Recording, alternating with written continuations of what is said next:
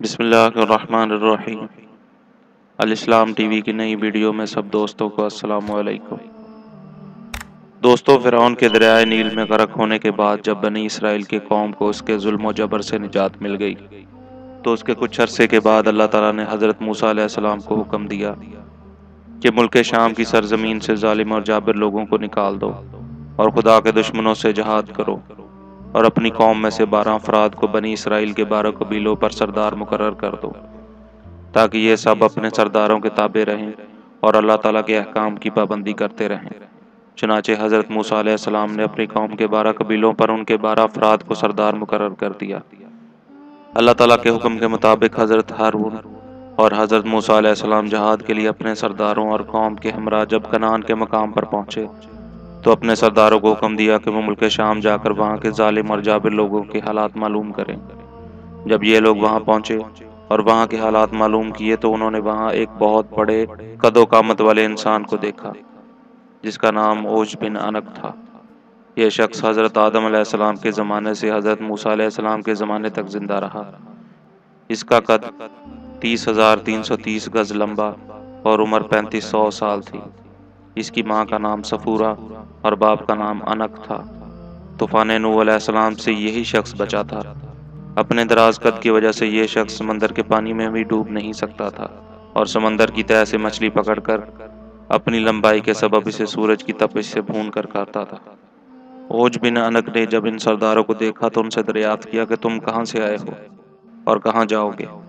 ان سرداروں نے جب اسے اپنا حال بیان کیا تو اس نے ان سب کو پکڑ لیا اور اپنی بیوی کو دکھانے کے لیے لے گیا اور اپنی بیوی سے کہنے لگا، دیکھو یہ سب میرے ساتھ لڑنے کے لیے آئے ہیں۔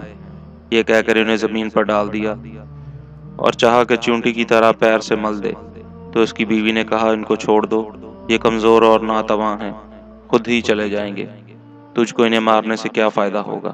چنانچہ یہ سردار ظالموں اور جابروں کی کثرت سے بہت ڈر گئے۔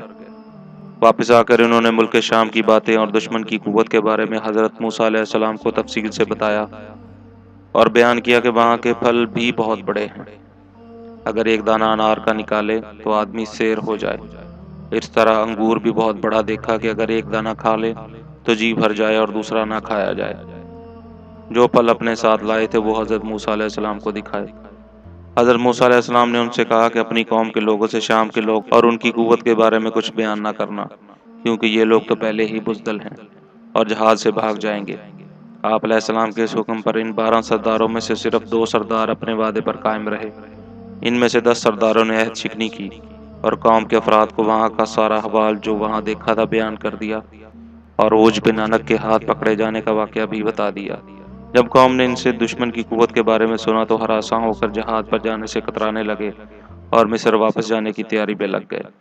حضرت موسیٰ علیہ السلام نے فرمایا، اے لوگو، تم مت گھبراؤ، جہاد سے بھاگنے کی کوشش نہ کرو، میرے اللہ تعالیٰ نے وعدہ فرمایا ہے کہ میں تمہیں ان کافروں پر فتح دوں گا۔ تو قوم نے حضرت موسیٰ علیہ السلام سے کہا کہ وہاں پر تو ایک شخص ہے جو بہت بڑی قد و قامت والا ہے اور وہ بڑا ہی زبردست ہے، ہم ہرگز وہاں نہیں جائیں گے جب تک وہ شخص وہاں پر موجود ہے۔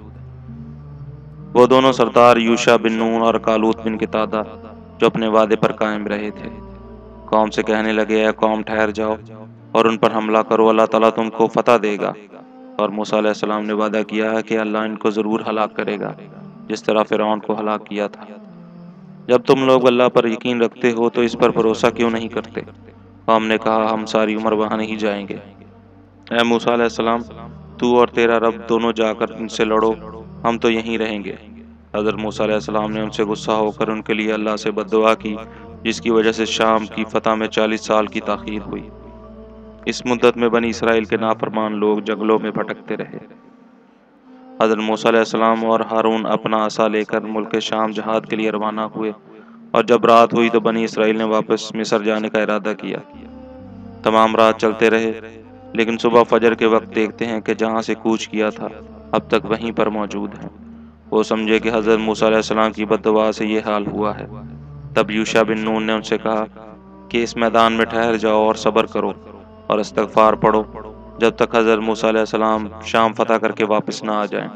بنی اسرائیل کے قوم کے 6 لاکھ افراد حضرت موسیٰ علیہ السلام کی بد دعا سے 40 سال اس جگہ سے نہ نکل سکے۔ اس جگہ کا نام طیہ ہے جو فلسطین، اردن اور مصر کے درمیان ایک میدانی علاقہ ہے۔ الغرض حضرت موسیٰ علیہ السلام جب عوج بن عنق کے شہر کے نزدیک پہنچے تو لوگوں کی مہیب شکلیں دیکھ کر ڈرے اور اللہ کو یاد کر کے آگے بڑھے۔